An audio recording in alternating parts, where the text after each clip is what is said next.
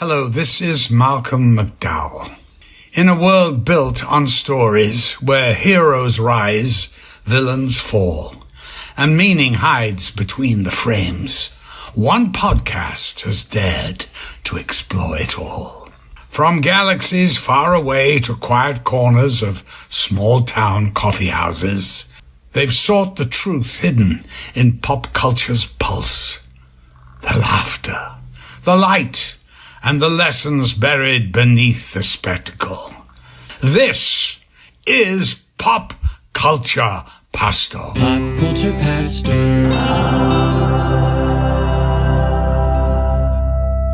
All right, Cody. So apparently, Spider-Man Brand New Day continues to throttle. I've never heard of this movie. You never heard of it? Mr. Short-Term Memory Loss? Yes. We just put out a pod on it. I mean, maybe. Apparently, so we're recording this on Wednesday night. It had a $47 million Monday and a $42 million Tuesday, which is like apparently unheard of. So this movie is just going bonkers. This is sort of an addendum to our last big pod because we didn't realize how bonkers it was going to go. We had kind of had an inkling because we recorded that Saturday morning of that first weekend. And then it went on to almost make a Billy in one weekend. It's the Zendaya effect. It is. I'm not sure how. Just ask my friend Christopher Nolan in the Odyssey. I think it was the Jacob Batalon effect because Ned rules. He wasn't in the Odyssey. A lot of people, well, if he would have been, they'd have made $3 billion by now. I think they should have cast Ned as Cersei. And I love that I just called him by his Spider-Man character name and not Jacob. His real name, his acting name. Tisk tisk. Yeah. This is Pop Culture Pastor, the podcast. My name is Dave. Cody is here. I am.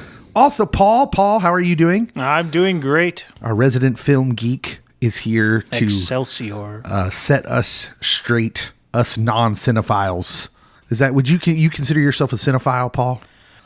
You watch enough things, sure, why not? I'm not even sure if that's PG. I assure you it is. No comment. I know when Paul's on, we're going to hear about at least one thing that I've never heard of before. And I love that about Paul. I mean, it's my brand. Yeah, it is. Paul has a brand. Every geek has a brand, which is what I love about this podcast. We really wanted this cast of supporting characters to my King Arthur and Cody's Guinevere. You stay away from Lancelot. You hear me?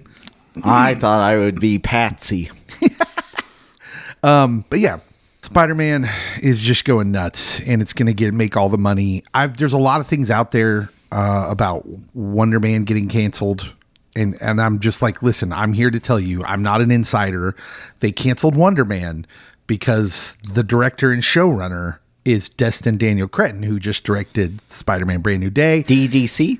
Yes, we can just call him DDC from now on because he's made it. And they're not going to waste his time doing any more Disney Plus stuff, sadly. That's rude. So it's not a racist plot. It's not, that they just didn't like Wonder Man. They did. Everyone thought Wonder Man was good, although it didn't get enough views. If it had enough views... It was like one of their top viewed shows. And... Whoa. Put it in the right context. That's what they said. In Disney Plus right now.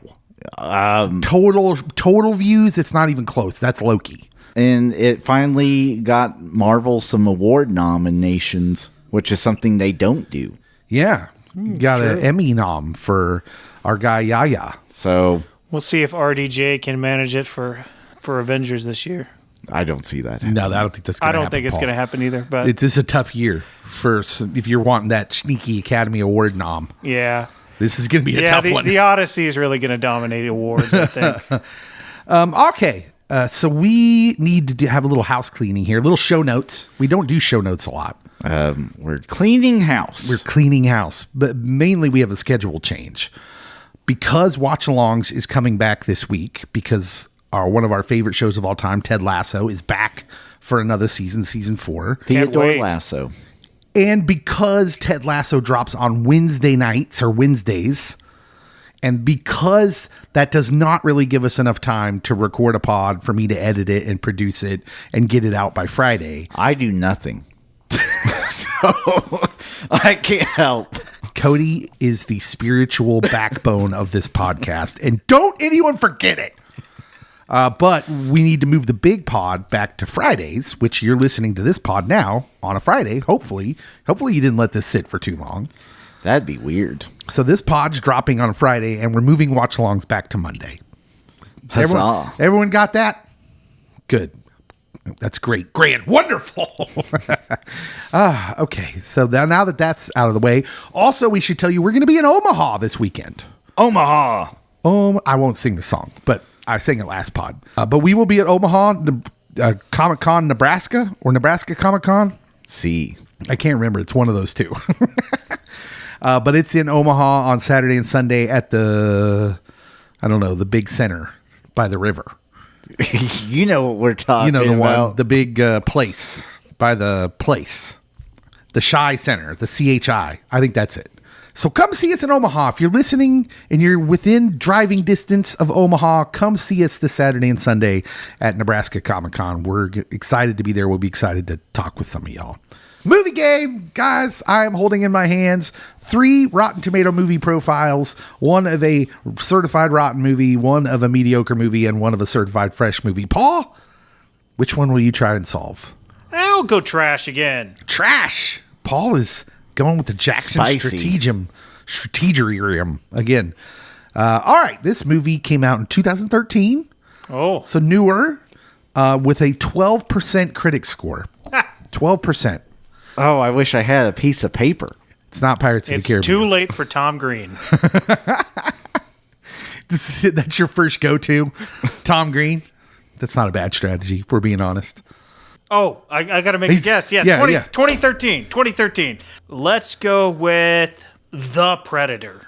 The Predator. That's a decent guess. No, it is not The Predator. The second flight here is the second build actor, Will Smith. Will Smith is the second build actor. 2013. That's... How is he... Will Smith is second build? Yeah. That's a wild... It should trigger something like this. I don't think this is a hint, but if you can, this is a hint. If you can, like, you gave him a hint. It's. I can think of a Cody, movie. He'd be Cody second. Is under protest. He'd be second build, and it's a Shyamalan. It's. Is it After Earth? It is After Earth. Yes. This is rigged. Bonus points if you knew who the top actor was. Jaden. It is Jaden Smith. Yes. His son. So yeah, which means he really wasn't. He really wasn't the second build actor. Whoa, that's shocking. Jaden Smith slander. Will loves his family. Cody, mediocre movie or certified fresh? He got 2 flights to try and... we'll go fresh. This is going to be tragic. All right. Flight 1, the year and the critic score of this certified fresh movie is a 2003 movie, certified fresh at 95% Rotten Tomato score. Wow. So critics loved it. Life of Pi. It is not Life of Pi. It's a good guess. Flight 2, the second build actor, Scarlett Johansson. Lost in Translation. It is Lost in Translation! We are tied. We go to the tiebreaker. I'm so excited for this. All right. Tiebreaker. This is a mediocre movie from 1991 at 36%. And y'all can just guess at will. Oh, that's way too low to be that. I was gonna say Pulp Fiction. Angels in the Outfield. That's a solid guess, yeah. but that is not it. I am impressed with that guess, though. Yeah. You've impressed the host. Paul, do you have a guess before we go to flight number 2? A Little Big League. Oh, you see, you were playing off of his guess, but it's not as impressive when you're just playing off his. Yeah, it's true. Second build actor, Joanna Cassidy. Well, It can't be. It can. I love this movie. It can't be The Man Who Knew Too Little. No, it is not. So the third flight is the audience score, which is 57%. Audiences liked it more. So guess another Joanna Cassidy movie. I've been waiting all evening to say that. I don't even know who Joanna Cassidy is. This is a new name to me. I think it's Mrs. Val Kilmer. She was what? In Willow. I think she was his. Oh, okay. She was his. I'm guessing Willow. It is not Willow. Oh, I would be so upset if I forgot that was in a '90s movie. She's a former model, an American actress and former model. Began working as a model in the 60s. I don't think she was married to Val. Okay, it's a different Joanna. Oh, well, then I'm taking back Willow. Joanna Cassidy. Well, if she's born in the 60s, so I don't know, she's 30 at that time. Okay. She's 20 in Nothing Willow. but trouble. No. Where? How many guesses is that? I don't know. We're taking forever on this one. Okay. Number 4, top billed actor. Christina Applegate.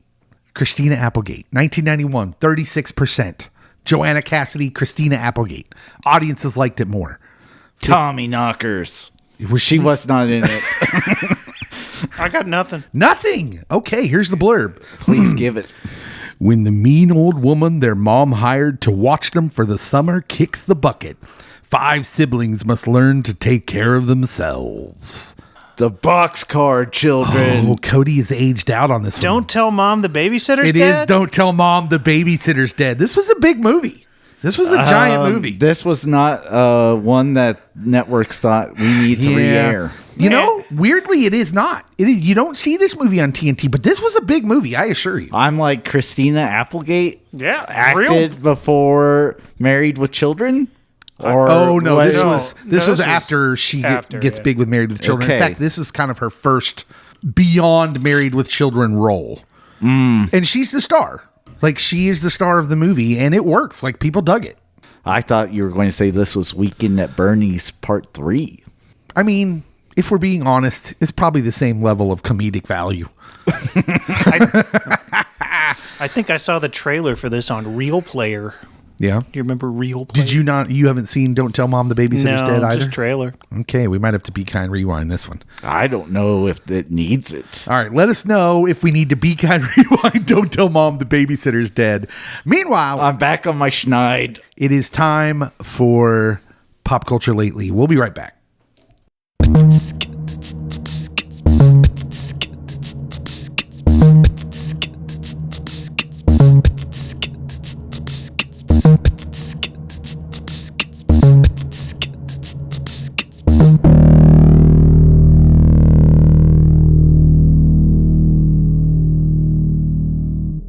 All right, Cody. Yes. This is always a fun episode for us because we get to talk about all the things that we've wanted to talk about that I wouldn't let you talk about. So many.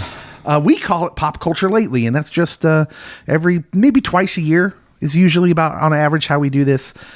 We talk about the things we've been watching or reading or the video games we've been playing, etc. And yeah, we get to bring them out into the open and just kind of throw out recs. We're throwing out recommendations to people. You're welcome. You are welcome. And so I figured we would start with movies first. Or do we want to start on the bottom side? Do you want to start with video games? Has anyone Sure. been playing any video games? Yes. You have been playing video games. Do you know me? I would rather be playing video games than most things I have to do. Yeah. It's a true story. What video games have you been playing? So before EA sells their soul, I did purchase College Football 27. Oh, you poor sap. Yes, this is my last probably nostalgia run because they're selling to Saudi Arabia, and Uh-oh. What does that mean? I don't even know what that means. that like the nation of Saudi Arabia with They're selling to Saudi Arabia, the country?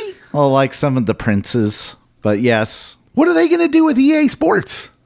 own it It's weird, man. and make money. If they make better games, I'm for it. Yes, I've been playing College Football 27. I'm taking dumpster fire teams and trying to make them national contenders. But it's really hard with the NIL stuff because they incorporated that in this year's version. Oh, my goodness. That alone makes me not want to play it. And I'm like, oh, this is challenging. but I'm here for it because it was too easy before. And then the new WWE game. Oh, is that good? That is good. And you can play online GM mode now. And so Kiefer and I have been doing online GM with each other. Oh, I see how it is. What about your friend who also likes to play online GM on WWE games? Well, do you have the new one? No, but I could. Well, if you get it, you can join Kiefer and I because Jackson refuses to do GM mode. It is weird. On a former WWE game, my son, who was 7 years old at the time, would come in and be like, "What are you playing? Wrestling game?" And then he would say, "Do you ever wrestle?" No, of course not. Yeah. Like when I do the actual wrestling, I'm like, I used to be really good on WCW NWO Revenge. I don't know what happened to my skills. That's old school. Is that like Nintendo 64? It is. Yeah. All right. Paul, what video games have you been into? I often save one or two for the summer so I can dig in. This summer it was American Arcadia, which is a single-player game. Came out, I don't know, probably 2023. I didn't have a good enough computer last year. In 2023, I mean. It is, let's see, I'll talk about gameplay first. It is a platformer mostly. It's 2D. You have, 2D, but in a 3D space. You can sometimes control your character by switching between different surveillance cameras that are looking at you. It also has elements of first-person exploration and some puzzle elements. But what drew me in, the reason I was interested in the first place, is the story is very good. It has elements of how we interact with media and pop culture, how we see pop culture's celebrities, influencers, reality TV has a little bit in common with the Truman Show. Okay. And it just builds and builds and builds until a frankly fantastic climax and a thought-provoking epilogue. And it was pretty short. I think I finished the whole thing in like 6.5 hours spread out over So is this like a role-playing game? Like, what is this? No, it's first person?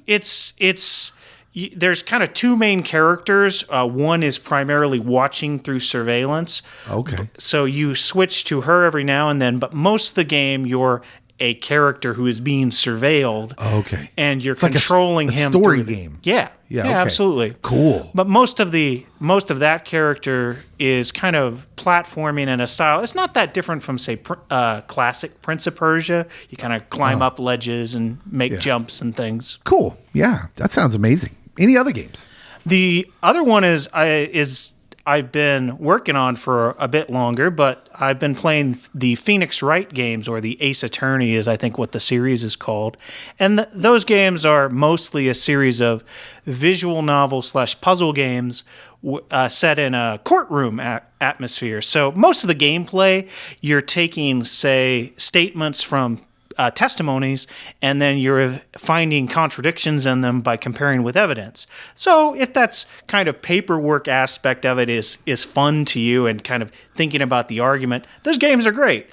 And the story in them, because they've been running for long enough, they've managed to build up kind of a fun world around it. It's very kind of, it's actually set in the U.S., but kind of like a Japan-informed version of the U.S. I've actually heard of these. So it's a lot of fun. Some of the games that are early in the series have some pretty dated pop cultural references that make me just laugh now. But no, they're a lot of fun, and I'm kind of getting. They've been kind of all re-released in collections that I've been playing on my Switch. Yeah. So those have been a lot of fun. That's what I've been doing. So I gave up my Xbox for a while. As you probably should. Well, it was involuntary because my kids broke my controllers, and I was mad, so I didn't want to replace the controllers. So out of spite, I was like, I'm not buying any more controllers. But I did dig out my Super Nintendo a couple weeks ago, and I started playing a game called Romance of the Three Kingdoms 2.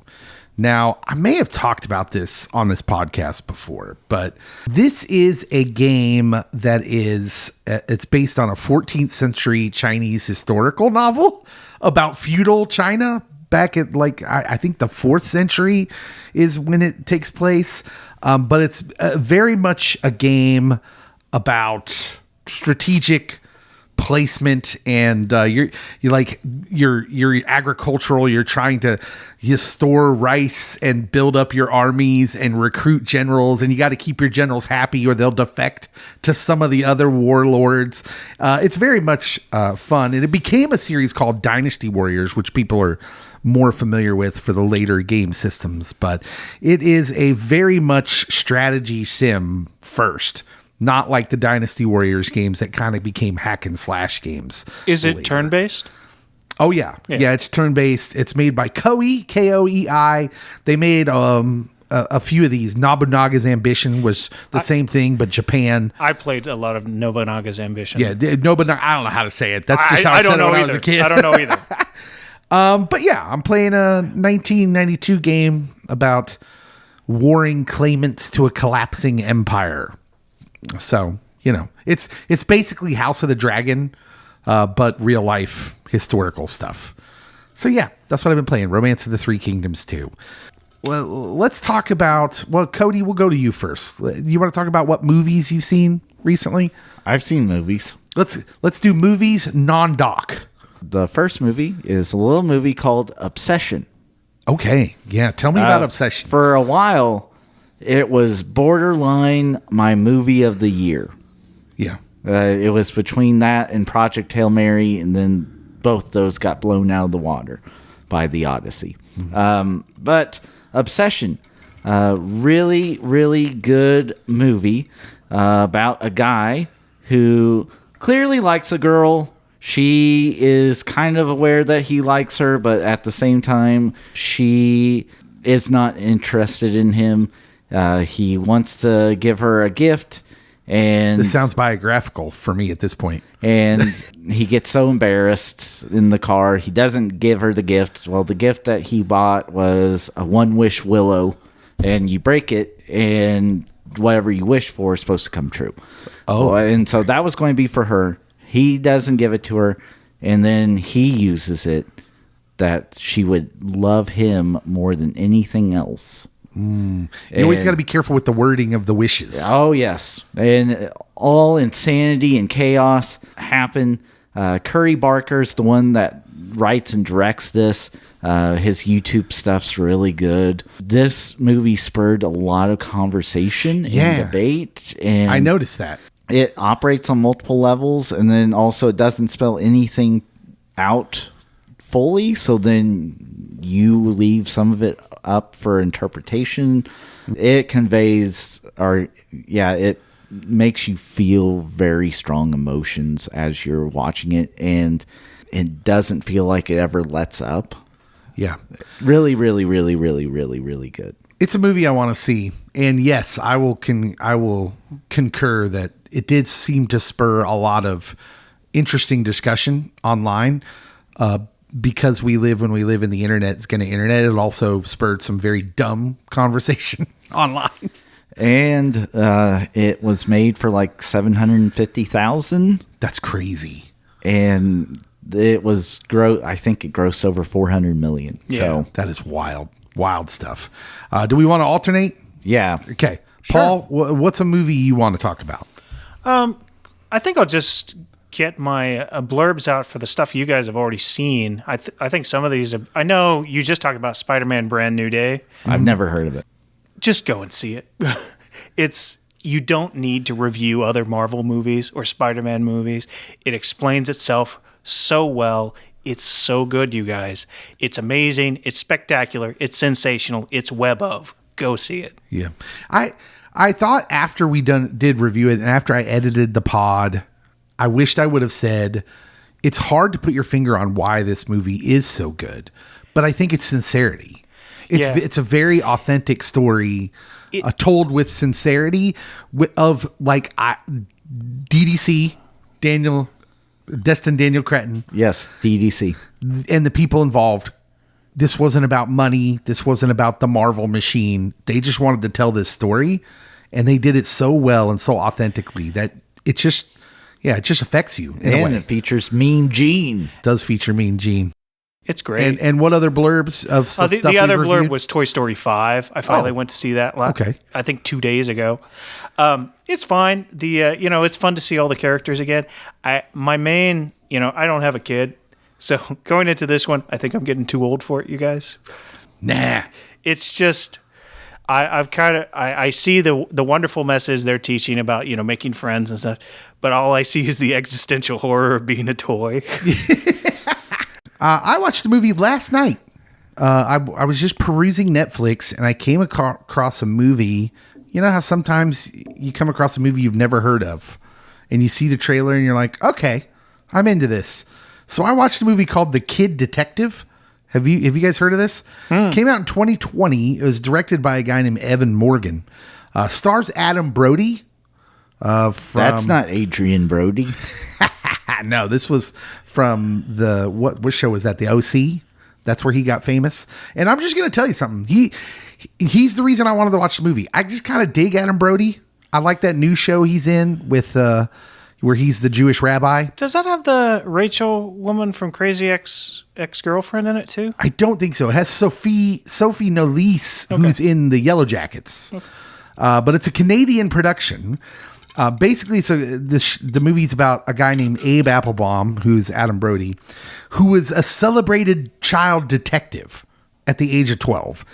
And you start the movie, he's at 32, he's hungover, he's still in this same office and living off this reputation that seemed to have went away a long time ago.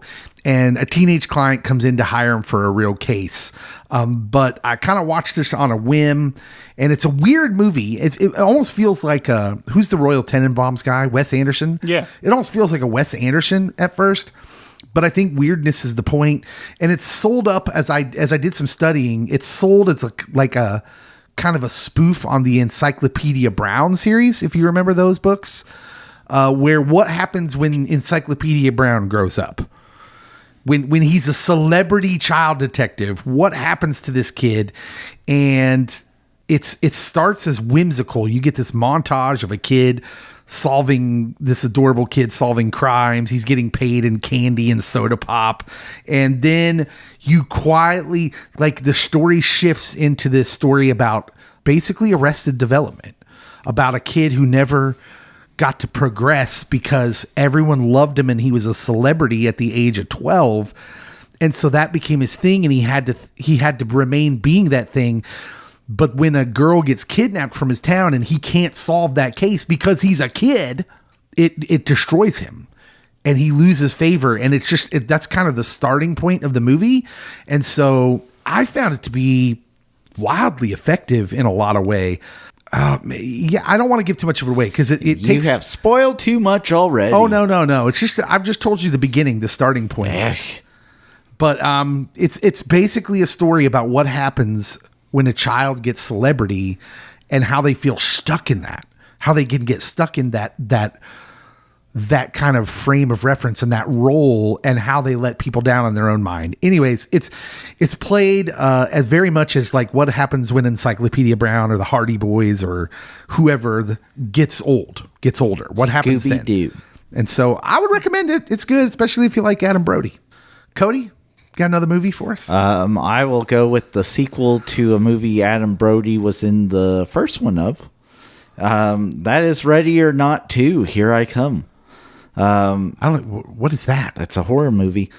Starring Samara Weaving, who is newly in the MCU, or will be. Yeah, she's the White Queen, Emma Frost. Yeah. Sarah Michelle Gellar's in this. So it's a follow-up to Ready or Not, the first one, which, like, this lady in the first movie, Samara, she is supposed to marry into this wealthy family, and they spin this dial, and it comes up with the kids' game for them to play. And if you survive the night, you get to marry into the family and become independently wealthy. But the family and this, like, evil thing's trying to kill her. Well, she lives, and the evil thing kills the whole family. Now there's a bunch of other rich families, and they have to kill her and her sister now because her sister just wanders into this. I hate this movie already. It actually was really funny and good. Has some good jump scares, but it's supposed to be funny. It's a horror comedy. Oh, okay. And so, yes, honestly, if you want to know if you will like Hugo Weaving's niece in acting roles, I didn't know they were watch this. related. Oh, Yeah, That's real. Yeah. that is real. She is his niece? Okay. she's very good in that kind of thing. Saw her in that Daniel Radcliffe movie, Guns Akimbo, and she almost upstages him in that. Paul, you got any other movies you want to talk about?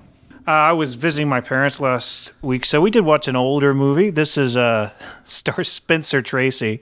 It's actually from 1940. I'll tell you the interesting thing about the movie is that I've never seen a war movie set in the French and Indian War. Oh, nice. That's So- a random spot. So it's mainly features on. It's based on a book, really the first half of a book. The title doesn't really make sense if you don't have the second part, but they didn't care. It's called Northwest Passage. It's really about a famous raid and kind of the getting to the raid. And it's kind of part rah-rah America, part war is hell. It's about an even mixture of those two things. There's a little bit of racism to Native Americans as it's 1940, but honestly, probably not that inaccurate for the time period depicted. Right. The Native Americans themselves basically don't really have characters. The racism is just the things some of the soldiers say to them. Right. But Do they find the Northwest Passage? no, but they talk about it a lot in the Spoilers. second half of the book. Spoilers. They They do not find the Northwest Yes, Passage. yes. That's a history I will- joke. I will say, kind of the thing that was amazing about it to me is it's a Technicolor film, and it was eye popping. I think the Warner Archive specifically did a thing. Technicolor at the time was when you filmed it, it was in 3 strips, and then you laid them over each other to make your print. And now digitally, they can lay them over. So when you do that, because it was 3 strips, it would be a soft picture, just because they weren't going to align correctly. But now digitally, they can align them to the pixel. So it's like I've never seen something from 1940 both have colors that bright or detail that fine. So it was interesting. Yeah. I watched a movie recently called Remarkably Bright Creatures, based on a best-selling novel by Shelby Van Pelt from 2022. Everyone loves Shelby Van Pelt. Have you watched novels. this movie, Cody? Remarkably Bright Creatures? I don't think so. Your wife would love it. Also, she probably can't watch it. She would cry all the tears. But it stars Sally Field as Tova, who's a widow who works at this small town, like coastal town aquarium. Yes, I've seen it advertised. Yes, and she talks to an octopus. And unbeknownst to her, the octopus listens and understands her.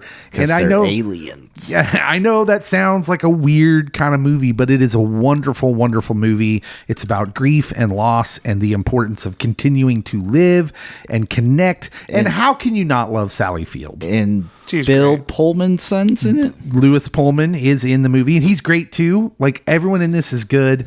Hit number 1 on Netflix film chart on release, and that's been a couple months back. But the cool thing I found about this movie is that when Van Pelt was writing the novel, she imagined and pictured Sally Field as Tova when she was writing the book, and she got the exact actor she imagined to play the part. So it's a great movie. Everyone should watch Remarkably Bright Creatures. Good choice.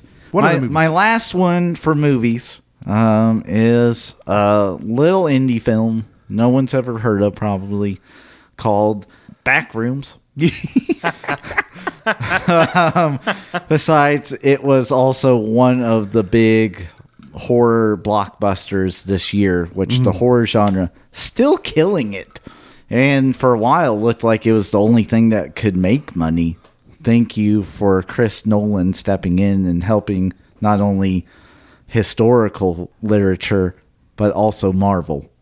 Yeah. If you listen to the pod, you will have learned how he helped Spider-Man. But Backrooms, it was really good. Also, coming from another YouTube person, Kane Parsons, and these young YouTube content makers are now entering into Hollywood and are doing things a lot more creative and different in storytelling vibes than the same junk that we had been getting over and over. Like, I don't need to see another Halloween movie probably for another 25 years. Yeah, for sure. Like, those franchises, I get it. They hold some nostalgia, but like, you also made like 100 junk films in between making good ones. And so, yeah, I don't need that. Give me something new. And this is something unique. The acting in it is phenomenal. And there also is like a 7'6" former basketball player that's in it. Yes, there is. And he is creepy in everything he's in. Yes. Backrooms is one of those movies that like really divided people online. And I think that that's bound to happen when you have a movie that induces thought. Yes. And I have thought more about that movie than any other movie I've seen in the theater this year. That includes The Odyssey. I mean, I thought an awful lot about The Odyssey after I watched it, but not as much as I did Backrooms. Like Backrooms, I still think about a lot and think about like what's going on there. What is it trying to say as a story? I just keep thinking Where are about they it. getting electricity from? Where is yeah. Who's paying this bill? And someone keep protecting the 7'6" basketball guy who plays the captain, because Yes. we need to keep him making more of these movies. He needs to be in the next Backrooms, He does. just because I liked it. Paul, do you have any other movies? I'll throw out one more, another old one that I won't spend long on it. This is my favorite film we watched in my class this summer, and it is called You Can't Take It With You. It stars Jimmy Stewart and Lionel Barrymore. It is actually, I think, I think it came out right before Mr. Smith Goes to Washington, so it has some of the same cast, same director, Frank Capra. Oh, nice. It is probably it's one of the movies that's probably in my top 10 just because of it makes me feel good every time I watch it. Mm-hmm. What is it about movies back then that had the capability to do that better than movies do that now? Jimmy Stewart, that's what. Well, right, Jimmy, of course. They were trying to escape the depression. Yeah, it's escapism. Yeah. Yeah. Oh man, that makes me want to go watch all the Jimmy Stewart You stuff. can't- and Frank Capra. Yeah. It's Like- I think it's 38. You can't take it with you. I It's really great. feel we need to watch Harvey on a Be Kind Rewind. I saw this rabbit. And he was walking down the street. That's the best I got. That's the best Jimmy I got. Also, like super deep themes. Yeah, for sure. Not Donnie Darko though. We will watch Donnie one of these days. I also watched a movie here a few months back called Jay Kelly. Directed by Noah Baumbach, stars George Clooney and Adam Sandler, Laura Dern, Billy Crudup. It's got a lot of good people in it. Essentially, the movie's about an aging movie star played by Clooney. Billy's still with us? Yeah, and he's great in this movie, by the way, as in a supporting part. But Clooney is this aging movie star who's traveling through Europe to collect this Lifetime Achievement Award with his manager of 30 years in tow, who's played by Adam Sandler. And mostly, I'm just sold on anything Clooney. I find when he does these indie movies, like, I'm just kind of sold on the kind of stuff he chooses, because this is kind of a thoughtful take on celebrity and what actually matters in life. And the best part about this movie is like, it's very much unresolved whether the character learns anything at the end. and there's this wonderful moment in the movie where a festival is playing Jay Kelly's highlights, but it's all George Clooney scenes from real George Clooney movies. And so it's almost like Clooney winking at the audience of like, hey, this is sort of semi-autobiographical. Not that, because Jay Kelly is like at times an awful person, but with just this understanding of like, hey, this is something I think about. This is something my life has explored. How do you live with celebrity and still understand what's important in life? He peaked at Facts of Life. He did not peak at Facts of Life. Adam Sandler, meanwhile, is in this movie, gets nominated for a Golden Globe and a Critics' Choice, does not get nominated for an Oscar. Because they're fascists. And it is. It's a total sham. Because Adam Sandler is great in this movie. Everybody should go watch Jay Kelly. It's on Netflix. I highly recommend it. And but it's not a laughing movie. It's not a comedy movie. It's a movie about real life, and it's wonderful. I also, just throwing this one out as a bonus, I rewatched last week A Beautiful Day in the Neighborhood. Oh. The movie about Mr. Rogers starring Tom Hanks. And of course, if you don't know, it's built from journalist Tom Junod's 1998 Esquire piece, Can You Say Hero? And he's kind of this burned out magazine writer who gets assigned a puff piece on Fred Rogers, and he sets out to break him instead because he's a cynical man who's been going through some things. And I hadn't watched this since I watched it in the theater. And I found that I noticed something on the second watch when I got over, so the first time, I'm sort of just enthralled by Tom Hanks's performance as Mr. Rogers. But did you know Tom Hanks is not the top billed actor here? He is a supporting actor. The top billed actor here is Matthew Rhys, who plays Lloyd Vogel, who is the journalist in the film. Tom wanted to change the name in the film. And Matthew Rhys, who is in Widow's Bay, and he is wonderful in this movie, and he carries this movie much more than I noticed in the first time of watching it. The director said it outright. She said she treated Tom Hanks as Mr. Rogers as an antagonist. He's the one who comes into someone's life and flips it upside down. And Hanks is billed and nominated as a supporting actor. Structurally, she said, this is Matthew Rhys's movie. He's the one who's carrying it. And on second watch, I really found that. And it's such a wonderful theme to think about because it's about someone who has so much trauma from his parents and what has happened in his life, and that he's so bitter and he can't get past it. And what happens when you're bitter and you're faced with someone like Mr. Rogers? And I think a lot of people can identify with this. What does he do? He tries to break him. He's like, this is an act. This isn't real. But there's this scene in the movie that I really love where he's chatting with Mr. Rogers' wife, and he's kind of digging. He's like, what's he like when he gets mad? What's he like when he, all these things you never see Mr. Rogers do? And she kind of instinctively just knows what he's trying to do. And she says, oh, do you think he doesn't get mad? Do you think he doesn't get sad? And he's like, no, he's human. He has all these other problems, but he chooses to get up every day and not be bitter and not be sad. And I think it's the most wonderful thing about this movie that I didn't notice the first time was this underlying theme of Tom Hanks is great as Mr. Rogers, but what you should get out of this movie is, things happen to you in life. Things happen to everybody. But every morning when you get up and get out of bed, you have the choice to make yourself miserable or to make yourself a light. And that was what Mr. Rogers was. And the really hard part for us to grapple with is that when you find out Mr. Rogers was human and he could do it, it means it's possible. It means you can do it too. And so I kind of love that message, and I just wanted to talk about it. All right, documentaries. Okay. Do you have some documentaries? I have one. Okay. A Toxic Love Story. It's on Netflix. Mm-hmm. It's about a love triangle that involves a guy who works for the U.S. Marshals and these two ladies, one that he broke up with and one that he's engaged to. And there's a lot of police involvement, and it gets bonkers wild about what is actually happening, because it looks like the ex-girlfriend's trying to attack both him and the fiance, and you don't see the twist coming, except that it starts off with him in prison, but that's how it starts, so I'm not spoiling anything. But watch it. Yep, recommend it. Was number one on Netflix for 2 weeks in a row. Do like a good love triangle. Saucy. Paul, do you got any documentaries to talk about? It's okay if you don't. So I have 4. And I'll try to get through them fast here.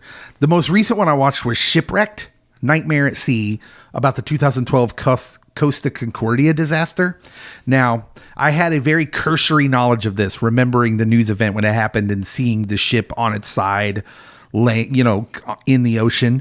And so I think when I started watching this, I had a hard time getting into it at first because of seeing it on its side, which is sort of a silly picture of a boat, seeing it and knowing that it wasn't super deep water, but also because of the luxury just of a cruise. These are mostly families that have money.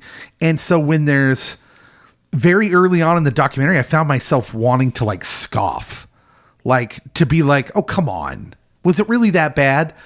A spoiler. It was really that bad. When they get into it and they're telling stories about how when the ship's on its, starting to roll over to its side and they're sliding down a wall with their infant. And I'm like, oh yeah, it really was that bad. And then, I don't know that I just didn't pay attention during when that was a story back in 2012, but 32 people died in that disaster. So that's very good. It was a very good documentary and it really puts you in it. And it doesn't like just immediately thrust you into it, which I think is good too. Trainwreck Woodstock 99, which at first on some part is like nostalgic for me. Like it made me remember there was a time when Limp Bizkit was like one of the biggest things in the world, which is weird. Did you love Limp Bizkit, Cody?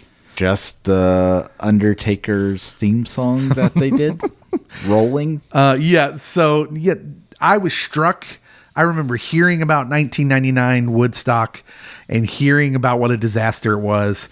But oh boy, if you don't know the particulars, this is another great documentary to watch on Netflix about what happens when you have 100,000 people in one place and the people organizing it just had no foundation of control for any of it. Like you invited 100,000 people and then you didn't take any sort of precautions. Just crazy documentary. I also watched Untold Sign Stealer. This is about a guy named Connor Stallions, former military guy who loved the Michigan Wolverines and is just kind of brilliant, kind of a brilliant dude. And he is the guy who kind of offers to help the University of Michigan with what he can do. And that is steal signs, figure out the pattern of signs that another team is calling. Now he denies all this, by the way, but it's, as he should. In the documentary, it's sort of wink, wink. You understood he's guilty. But the funny thing is I'm not saying that to be bad. I think the NCAA is a joke. I think it's hilarious what they decide is bad and what they decide is okay. Because to me, this is just a dude who's super smart under figuring out, the system you're using to relay plays in. And that's just wanting to win, right? It's like The Price is Right guy. Yeah.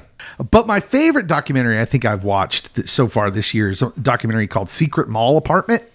Oh yeah, I did watch that one. So it's a documentary about 8 Providence, Rhode Island artists back in 2003 who found like this 750 square foot void inside the Providence Place Mall. Bunch of hippies. Oh, it's so amazing. Like they figured out that in the design there was just this vacant space and they live in the mall and it's wonderful. They bring things into the space. Yeah. They make it livable. Yeah. They live there. They hang out there. It's wonderful on 2 counts. It's nostalgic on 2 counts.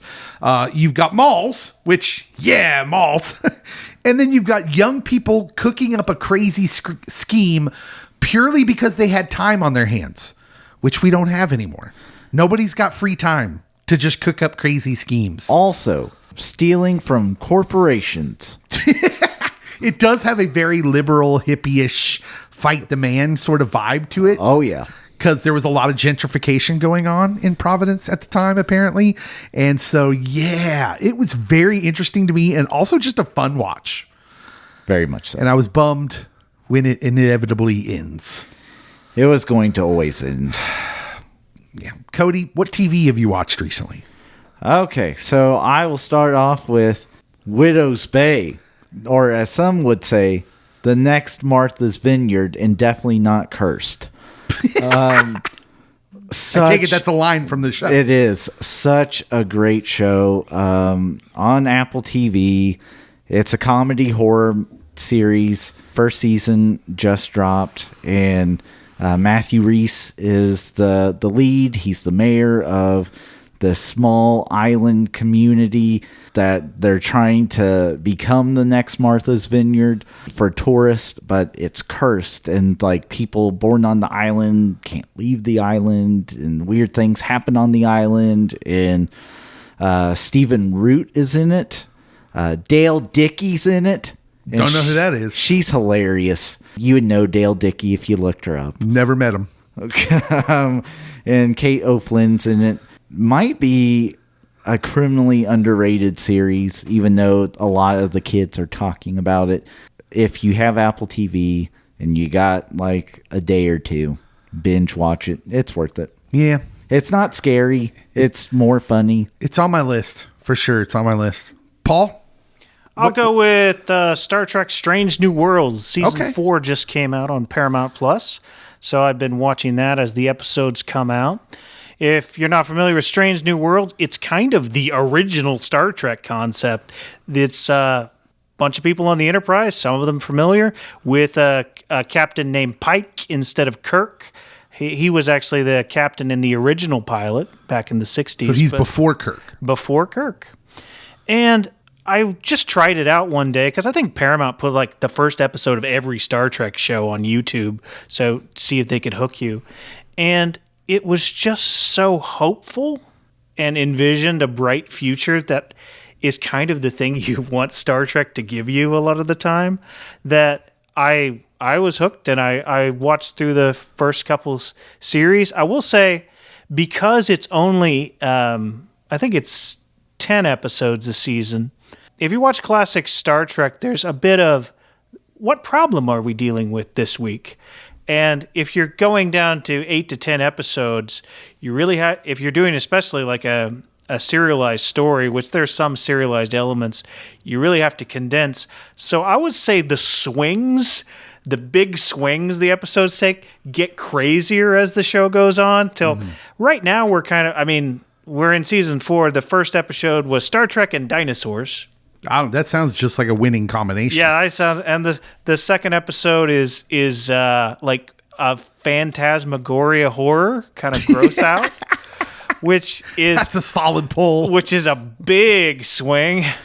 And like, season 2 near the end they had a musical episode, which is an odd choice for Star Trek, but I loved it. Can I just say something? Yeah. I miss TV like that. Yeah. I miss the old 20 episode seasons where they were like Freak of the Week type, Adventure of the Week type episodes. Yeah, I do wish there were more ship in a bottle. Just let's have a bunch of character scenes and eventually solve the problem of the week. There might be one scene that's a thread that's a dangling that goes through multiple episodes, but That's the thing that's really a bummer about streaming shows only have 8 to 10 episodes versus a network order of 26.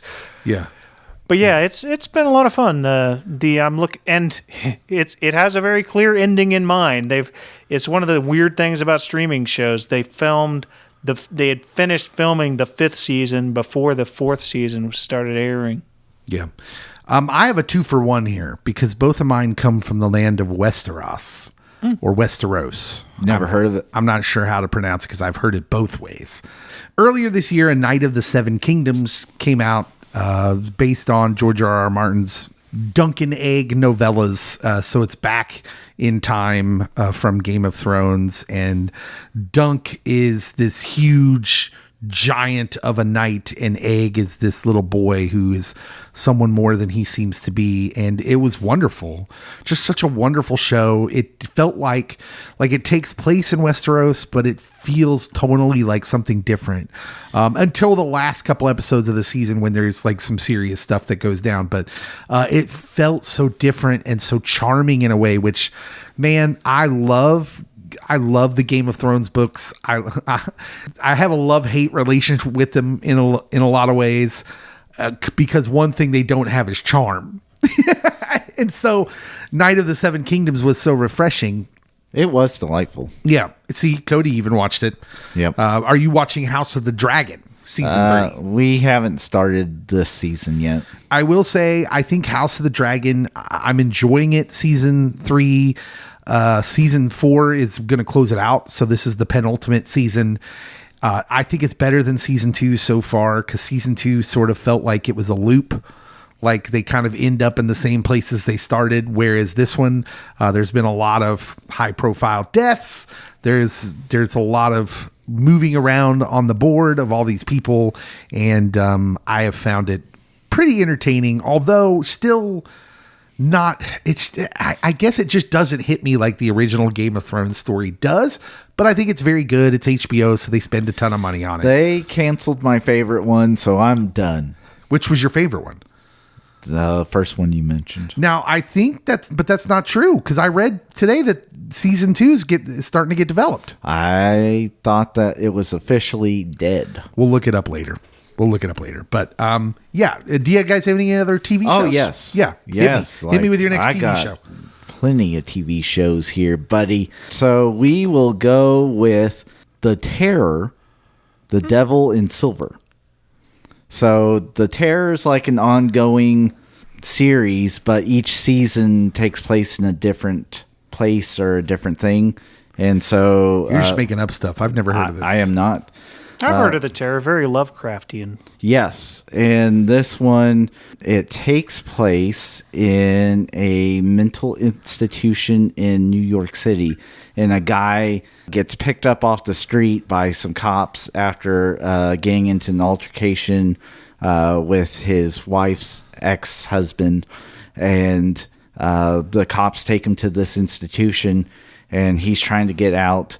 And what you find out is this institution's haunted. No way. And it also has a phenomenal cast in it. Dan Stevens. Marin Ireland. CCH Pounder. That's not a real name. You would know CCH Pounder. She's phenomenal. I think she's played Amanda Waller in at least something. Yeah, I was kidding. I know. Yeah. Stephen Root's in it. Asif Mandi? Yeah, Asif Mandi is in it. Yeah, no, it's a phenomenal show. And like for 10 episodes, it's worth your time. This is like straight up horror for the most part, not a comedy like some of my other picks have been. Dan Stevens from Downton Abbey fame. Yeah, I'll trust He's you. British. If you say so. Anyways. Paul, what's your next TV show? Or do you have one? I got one. All right. It is Batman Caped Crusader. Oh. It is a Batman project on Amazon Prime. This one is actually in its second season now. I didn't actually know if we were going to get another one. This is from Bruce Timm, who gave us Batman the Animated Series back in the 90s. He's back doing animated Batman again. Batman Animated Series was kind of played with some period elements. I mean, there are blimps in the sky and like big vacuum tubes on television. But this is actually a period piece. It's set in the 40s. Oh, interesting. And because of that, they get to do some interesting takes on some of his rogues gallery. They start with Batman already established. Thankfully, we don't really need to see the pearls again. I do. Every time. But we get to see new takes on how the villains come up. And honestly, if you like Batman the Animated Series, you will probably like this because the style is similar. It's coming from a similar creator. But the content is a little harsher because on Amazon Prime, Batman the Animated Series is probably PG edging into PG-13. This is PG-13. It's violent. It's more violent, has a little bit of language. But it's been a lot of fun. It's nice occasionally to watch a self-contained little Batman story. Yeah. It has a few continuing elements. Yeah, I'll tell you what DC has going for it and has had going for it for a long time is the animated stuff. Yeah. They can't be competed with on that medium. I will really argue a lot of their direct-to-video animated stuff has been consistently at a higher average quality for a long time. I've been watching Silo season 3 on Apple Plus TV, the third and also penultimate season. It's another show that has it planned out. It's going to go 4th season. It stars Rebecca Ferguson in the starring role. There's a lot of people in it, but she's the one who's the show kind of centers around. She's really good. Yeah, and basically, I can't really explain much about this except it's post-apocalyptic. All these people live in these silos underground, and they don't really understand how they ever got to be there because it's been multiple generations since they've been living there. And so the show is kind of slowly piecing together how these things came to be and staving off revolutions, and because all these people, humans, amazingly enough, weren't meant to live underground. And so they stave off occasional revolutions. Anyways, season 2 is similar to House of the Dragon for me. It was sort of weird. It had kind of looped back on itself. It felt like they started or ended in the same place they started. Season 3 has been genuinely pleasing, and I think it's because they did something very interesting with the narrative, with how they were telling the story. They switched into some of the narrative into flashbacks, and you're following these people from the past. And if that sounds similar to Lost, then yes, I would say I haven't seen anybody pull off a narrative switch like this since Lost. But I think the reason I'm excited about this one is they have an endpoint in mind. The next season's the last one. And so Lost maybe didn't always know that. And so these guys aren't building the tracks as the train is going. They have an endpoint in mind. And so Silo season 3 has been great. Anybody who's interested in binging something sci-fi, something post-apocalyptic, please watch it. And if you're at all interested in AI stuff, Alan Iverson? Not Alan Iverson, artificial intelligence. It does seem that this is where the show is going. There has been that element introduced mainly in this season. And so, that's not a spoiler really, because you don't know anything. I still don't know anything. It's season 3. I don't really know how it's going to factor in, but yeah, I think that is, it's a show people would like. It is a slow burn though. So slow. Yeah. Anything else from TV land? So last one I'll do, and it is based off of a book and 2 movies. My favorite of those 2 movies is the Gregory Peck, Robert Mitchum one. I'm going with Apple TV's Cape Fear. It is. That's not the one with Robert De Niro. Well, the Apple TV series definitely does not have Bobby De Niro. That was okay. Yeah, and you do know that's an existing thing. Yeah, I just told you Gregory Peck and Robert Mitchum did the original, and it is better second remake than Bobby De Niro's. I don't know why we decided to slander Bob De Niro. Because I have beef whenever anyone mentions that one first. I actually am a huge Gregory Peck guy. And maybe Scorsese's only remake. So this one is executive produced by Scorsese and Spielberg. Oh, interesting. They're both in on it. It stars Javier Bardem as the bad guy. Ooh, spoilers. That's a good choice. Amy Adams is in it. Patrick Wilson's in it. And like Patrick Wilson's just the great patsy straight guy. He is like the guy who's gonna get messed up by the evil guy. And the evil guy plays around with Patrick Wilson's morals, leading him astray at moments. I've only seen the first 4 or 5 episodes, so like I haven't finished the series yet. I think I know how it ends. I have a guess. But yes, like there's some wild moments. It definitely is a good psychological thriller if you're like, hey, I need something messing with my psyche for a bit. Well, you got some good talent in it. It's on my list. All jokes aside, it's Apple on TV. Anything else from you, Paul? No. TV wise? Yeah, me either. Excited for Ted Lasso. I will. We're excited, of course. Watch alongs Monday. That we'll drop our first Ted Lasso watch along. I do want to mention I've been watching YouTube, a lot of AI stuff on YouTube. Not Alan Iverson? Not created by Alan Iverson, but stuff about people talking about, in particular, people who have worked in the development and creation of AIs, talking about their thoughts, honestly, about the future, about what could happen. Some of them, anywhere from whistleblowers to say bad things are going to happen to people who are on the other side of that equation. And one of my favorites has been, I don't know, I think most people have heard of this, but Diary of a CEO, his YouTube channel, Stephen Bartlett, who I find to be brilliant. I think he's a smart dude. And what I love is he gets these people on the show and he asks them genuinely expansive questions where they can kind of expand, and he does not insert himself into it much except for to grow the conversation. And so, yeah, if you don't watch Diary of a CEO on YouTube, it's like Joe Rogan, but smarter. Okay. Do we have anything else? What do we got left? Books? Did you guys have books? Or am I missing something? Is there something we haven't done? WWE SummerSlam. Tell us about WWE SummerSlam, Cody. It was okay. It really wasn't that great. That was the worst sell ever. Yeah, it really wasn't that great. Like, they made some creative choices on night one I wasn't thrilled about. Also, I'm tired of Cody Rhodes and CM Punk both. Same. I only watch them here and there with you, the pay-per-views, and I'm tired of them. Danhausen, I feel like they're starting to overuse, and it's starting to detract a little bit. I can't believe you. I am still on board the Danhausen train, but this match with Dirty Dom was unnecessary, and it stalled out Dirty Dom's momentum. I don't know why you would speak this slander in front of a true Fanhausen like me. And then Roman Reigns, if he would ever lose the belt, that would be great. Is he still the champion? He's one of them, because now we have two champs. That's just CM weird. Punk and Roman. Oh, CM Punk's the champion again? Yeah. I don't understand. I don't want to know. Like, you have to be over 40 to hold the belt now. And I'm like, for a while, we wouldn't let guys over 35 touch it. And now it's like everyone has to be over 40. Sounds like you need Vince Russo and the new blood. That was a WCW 90s joke. No one needs that.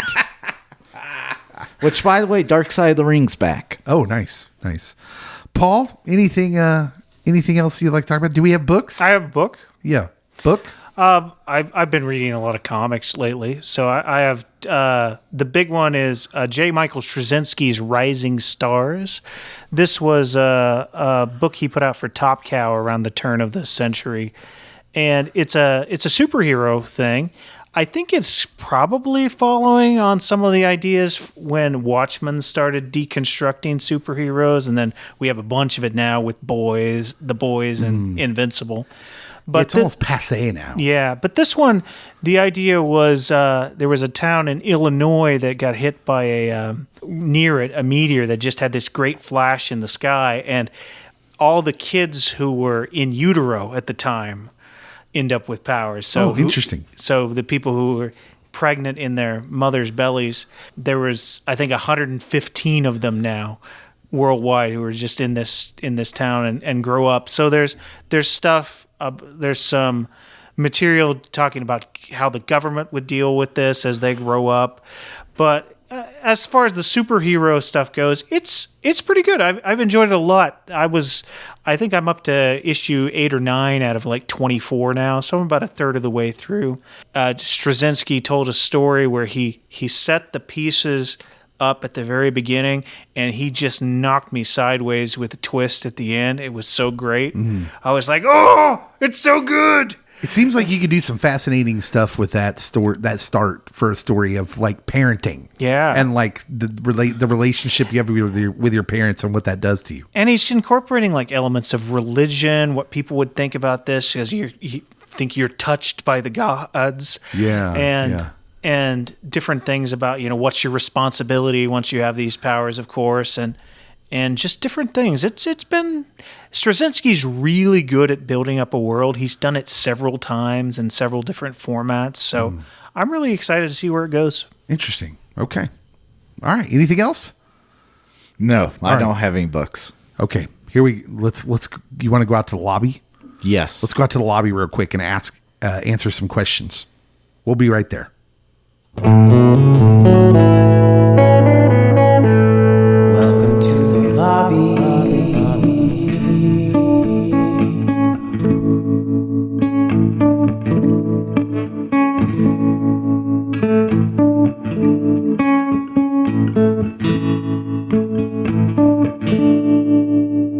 All right.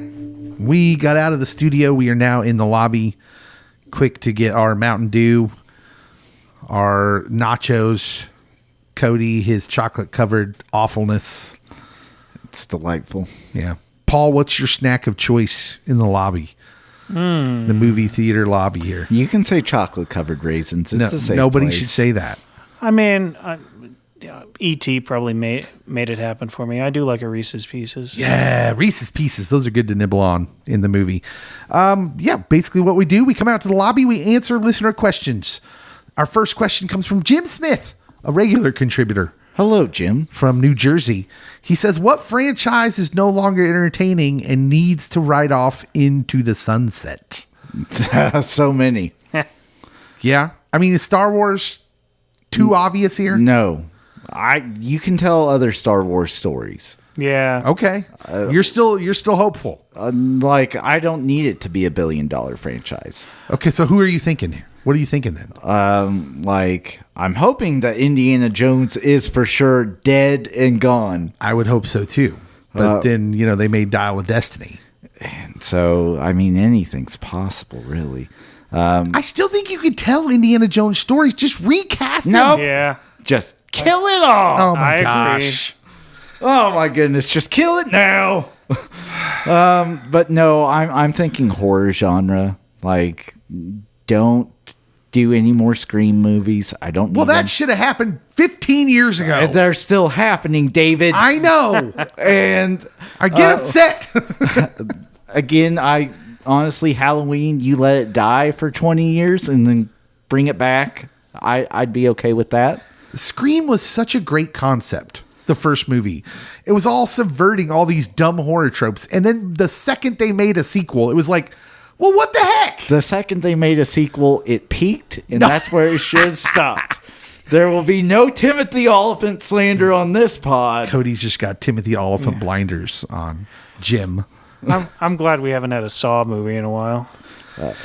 Yeah, but that was a weird one. Why were there so many Saw movies? Why did we react that way to Saw movies, which were just basically stylized snuff films? Yeah, it's kind of the Squid Game thing. It's at a certain point you're just watching for the game of it. Yeah. I saw the first one in the theater, and I remember walking out and thinking, yeah, I never need to watch that again. Whoa. It's terrible. I mean, unless you just hate Cary Elwes and you want to see him in pain, which I don't know why anybody would want that. Now, I know Amazon's working on this. What do you guys think about James Bond in this? I mean, can we just let it rest for a little while? That's my thing is why do we have to reboot everything so fast now? I feel it's been a while. Since the last Bond came out? It hasn't been that long. It hasn't been more than 10 years. Yeah. Well, by the time they actually get around to make it, it might be. Yeah. I don't know. Bond's tough. I don't necessarily feel there's something inherently wrong with the premise. I just really dislike the last one. My big answer is actually Mission Impossible. I think the last one Well, I was think that one is supposed to done. be at least Tom Cruise's last one. I mean, beside the problems with the last one, I think at a deep level, Mission Impossible just isn't structured to support this many films. I agree. It worked really well as a TV show in the 60s because we believe the government were the good guys. Mission Impossible is the only movie franchise where the best movies don't happen until you get like 3 or 4 in. Yeah, my favorite is number 4. Like when I saw the first one with Tom Cruise, I was like, okay, that was okay. And then I heard they were making a sequel and I was like, really? And then they made the sequel and I was like, well, that wasn't very good. And then I heard they were making a third one and I'm like, how does this keep happening? Yeah. Don't they have to make a good one? They have to get Simon Pegg enough screen time for it to be good. The Bond thing is weird too, because the Bond franchise to me always had an element of fun. They were fun movies. And the Daniel Craig movies, they're not fun at all. It's like the ever gritty Batmanizationing of all movies. It was the Christopher Nolan effect. Yeah. Hate it. Hate the Daniel Craig Bond movies. I don't care That we needed to have everything be super real and super dark and gritty. Yeah.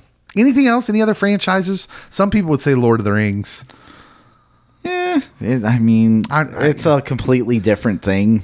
Yeah. And I'm here for the Stephen Colbert project. I've been mildly entertained by Rings of Power. I don't have any complaints. Yeah. And I'm looking forward to I actually thought the idea they had for the next one was good. Not the Gollum movies that what's his name is doing.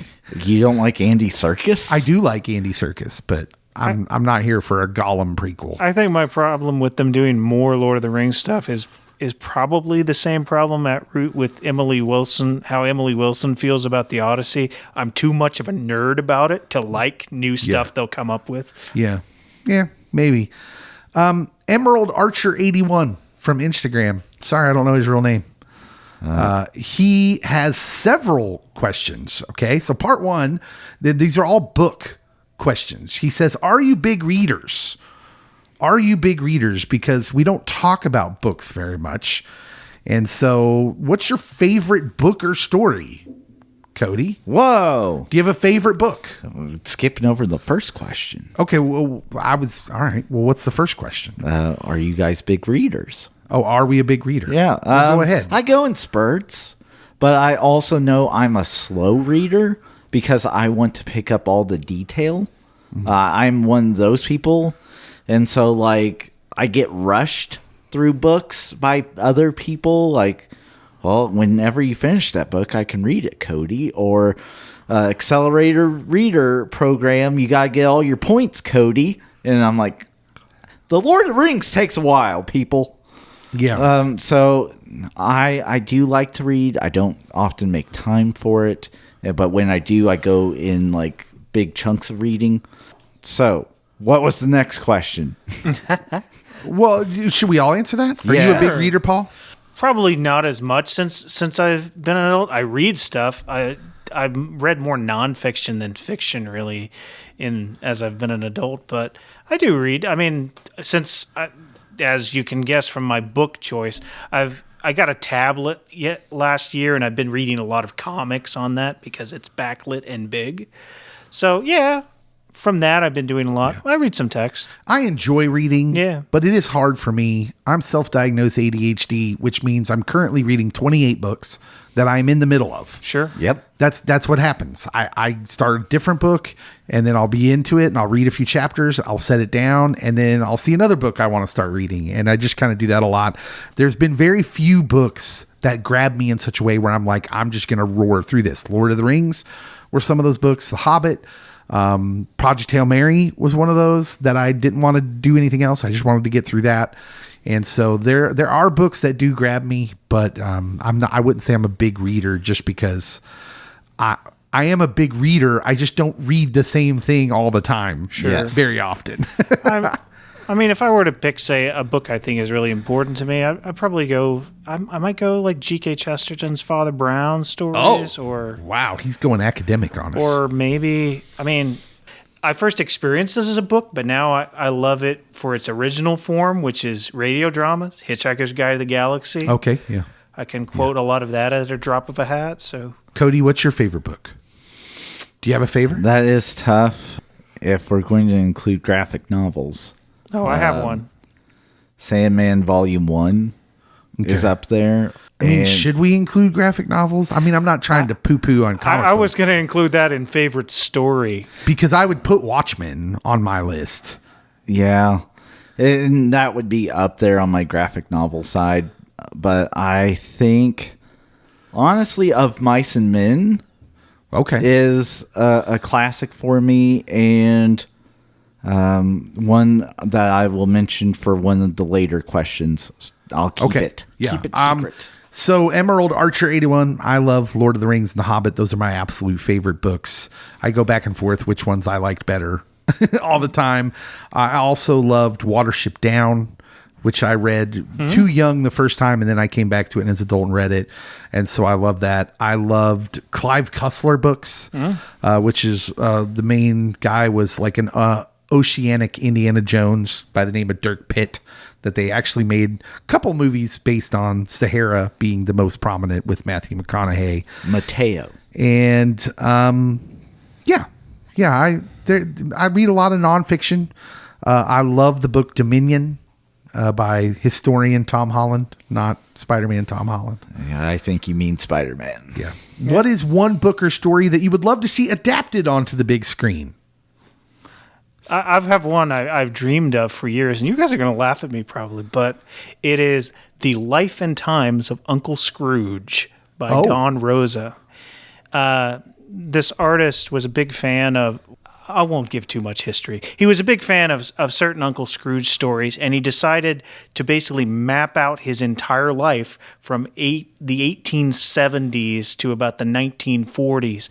And it shows like him immigrating from Scotland to America and just moving across the plains and the different things. It's the story of America. You see, like, it's such beautiful art. but it's like historical fiction because you meet all these historical figures and there's trauma and like you kind of see the passing of his family over the years, and you end up with Uncle Scrooge as you kind of think of him when he meets his nephews. But at that point it becomes kind of some of the same elements of, say, Scrooge in A Christmas Carol, of Donald and the nephews are kind of what draw him out of the hole he kind of put himself in the penultimate chapter when he decided to kind of reject the family and the experience to just Wait, yeah. is this a novel about Scrooge McDuck? It is. Oh, okay. So It took me a second to figure that out. When does he get his swimming pool of money? Probably around 1940-ish. That he Interesting. starts swimming in. Is Launchpad McQuack in this? No. All right. Well, Dave's out. I'm out. It is, but Teddy Roosevelt is. Teddy Roosevelt. Is there a book or story you think you should go to the big screen, Cody? Yes. So this is actually one of my favorites. Okay. And they were supposed to make it in the style of Coraline. That was announced 2 or 3 years ago, and they haven't done jack diddly squat with it yet, to my knowledge. The Ocean at the End of the Lane by Neil Gaiman. Oh my goodness. Such a good book. Read it, children. Yeah. Maybe not children. I don't know. Children could read it. I really think that they could do it live action, and I would prefer it live action. But since the guy who did the Coraline stuff was like, oh, we can do this one because it's kind of like the adverse to Coraline. And I'm like, we don't have to do it that way, though. Yeah, exactly. I would say Henry Selick project. for my pick, as long as we're CGIing young Luke Skywalker into the Mandalorian show, why not Heir to the Empire? As long as we're doing it. Heck, you could even do it like an Elseworlds type story where it doesn't even have to fit into the canon or anything like that, and do it animated. Just give us an animated Heir to the Empire trilogy. I think that'd be wonderful. What's one book or story that was adapted that shouldn't have been? According to everyone I love and care about, The Dark Tower. The Dark Tower is so awful, dude. So bad. Again, if you haven't read it, I feel like there's 8 or to 10 Stephen King projects that could fall as an answer to this question. Honestly, because The yes. Stand is up in this one too. every adaptation, although MOON spells moon. Played by Dauber from Coach. That's like that was like the best choice about the miniseries. Or Patrick Star, whatever you want to know him as. Is there a book or story that was adapted that you think shouldn't have been, Paul? There's one I think about a lot, and it's the 90s Starship Troopers. Oh, yeah. Because I love the Heinlein novel. I thought about putting it as one of my favorites. It's just a kind of a comfort read for me. I enjoy a lot of the aspects of it. But what's frustrating about the movie is not that it's a bad movie. It just feels like plagiarism. Because they're taking a lot of the elements of the book, and the filmmaker is trying to actively subvert ideas in the book by taking some scenes and things and presenting them entirely different ways to get an opposite meaning. Yeah. And I've heard people love the book. And a lot of people love the movie, and I get why, because Verhoeven is the director, is a pretty good filmmaker. And there's what probably prevents me from hating it is that Heinlein probably would have thought it was funny. Yeah, that movie bothers me. And finally, what's one book or story that you think is objectively better as a movie? There's some obvious ones. This is going to be another Stephen King, The Mist. Do you think The Mist? Yeah, okay. I can see that. The ending, they changed, and it's better than Stephen's ending. Yeah. Do you have any books or movies that are better than the book? The Iron Giant. Is a fantastic film, and the book is good, but the movie is something else entirely. Yeah, I think the big one I always think about is Jaws. Peter Benchley himself said that the movie was better than his book, which if the author says that, then yeah, I mean, I guess he's right. Forrest Gump is a super obvious one too, because the book is just kind of weird. But yeah, those are the ones that jump out. John Carpenter's The Thing. The movie's better than the book. Yeah, the movie is. I'll take your fantastic. word for it. All right. Well, we answered their questions. What do you guys think of all these answers to these questions? What do you guys think of our pop culture lately? What have you been into lately? Please let us know on the social media posts for this episode. And of course, subscribe, review us. If you're going to leave us a good review, that helps. We need more people to discover the pod so we can go to more Comic Cons and have more community with so many more people. And it's just better for all of us. We'll see you next time.